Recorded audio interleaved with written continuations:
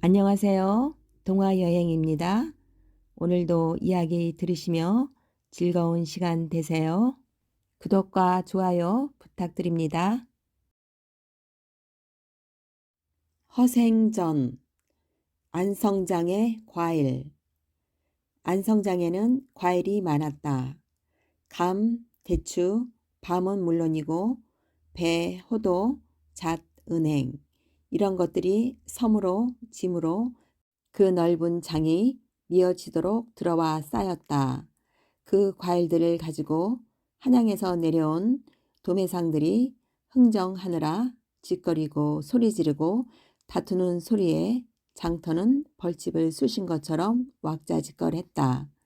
그런 난장판 속에 굴뚝 구멍에서 나온 것처럼 시커먼 구척 장신의 총각 하나가 나타나 장터를 이리저리 아래 위로 휘젓고 돌아다니면서 자, 과일 파세요. 과일을 파세요. 값은 달라는 대로 주고 과일은 있는 대로 다 삽니다.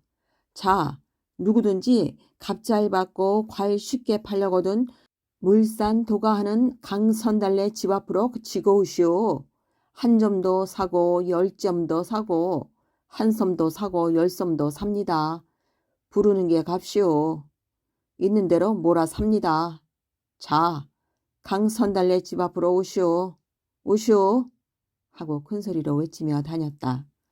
과일 장수들은 처음에는 웬 미친놈인가 싶어 아는 체도 하지 않았다. 하지만 먹새가 하도 그렇게 떠들고 다니니까 혹하는 사람도 있어 한 장사치가 지게에 감을 한 접 치고 물산도가 강선달래 집 앞으로 가보았다. 과연 총각의 말대로 강선달래 집 일꾼 수십 명이 둘씩 한 조를 이루어서 띄엄띄엄 벌려 앉아 과일 장수가 오기를 기다리고 있었다.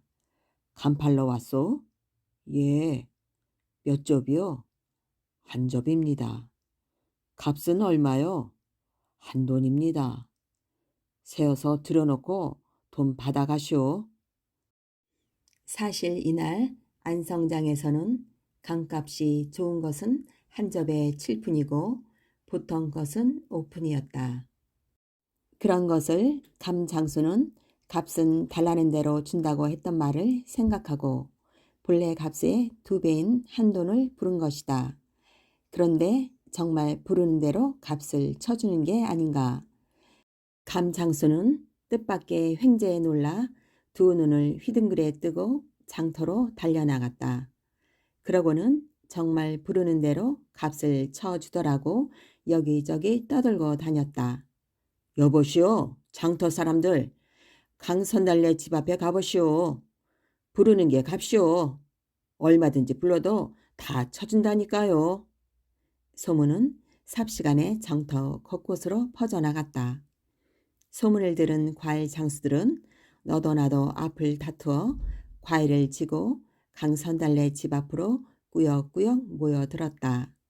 지게에 감을 지고 오는 사람, 호도 한 섬을 말에 싣고 오는 사람, 밤 한 섬을 소 등에 싣고 오는 사람, 대추를 멱서리에 넣어 지고 오는 사람, 광주리에 배를 담아 이고 오는 여인네, 자루에 은행을 넣어 걸머지고 오는 꼬마들.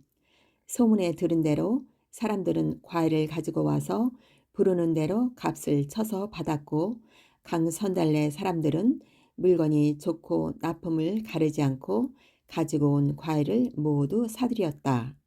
마침내 과일장은 강선달래 집 앞으로 서서히 옮겨졌다. 해가 질 때쯤 되자 이날 장에 나왔던 과일이란 과일은 죄다 강선달래 곳간으로 들어가 쌓였다. 한양에서 내려온 과일 도가들도 이익이 남는 것은 똑같은데 구태여 한양까지 싣고 갈 이유가 없다고 생각하고는 아침 일찍 샀던 것을 도로 다 팔아버렸다.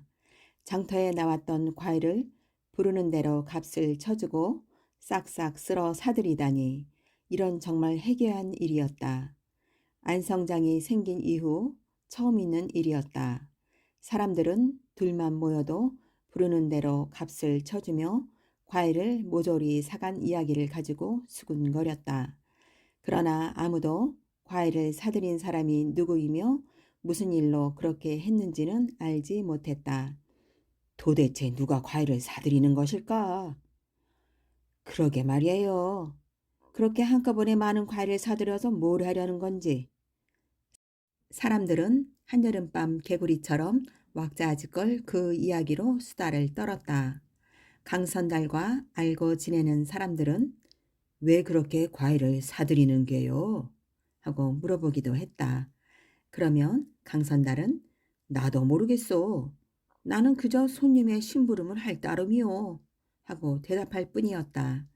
그날 밤 허생은 조촐한 술상을 앞에 두고 주인 강선달과 마주 앉아 향기로운 약수잔을 기다리며 이야기를 나누었다. 허생은 좋은 술로 10잔 정도는 즐기는 사람이었다. 무엇이든 절제를 잘하는 편이어서 술도 적당히 마실 뿐 취하도록 잔을 기울이지는 않았다. 오늘 모두 얼마나 샀지요? 허생이 묻는 말에 강선달은 공손히 한 800냥어치 정도 산 모양입니다. 하고 대답했다. 겨우 800냥이 적습니까? 돈 800냥만 생각하면 클 수도 있겠지요. 하지만 이렇게 큰 안성장의 과일을 죄다 사들이기에는 800냥이 너무 적은 돈이지 않습니까? 앞으로 서리가 올 때까지 과일이 더 나오기는 할 것입니다. 그렇긴 하지만 장날 아닌 날에도 과일이 들어오나요? 네, 많이 들어옵니다.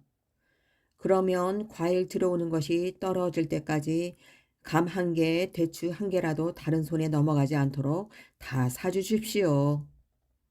오신 손님 물건은 사드린 것이 제 본업이니 사드리기는 어렵지 않습니다만 과일에 따라 상하는 것도 있으니 그것이 걱정입니다.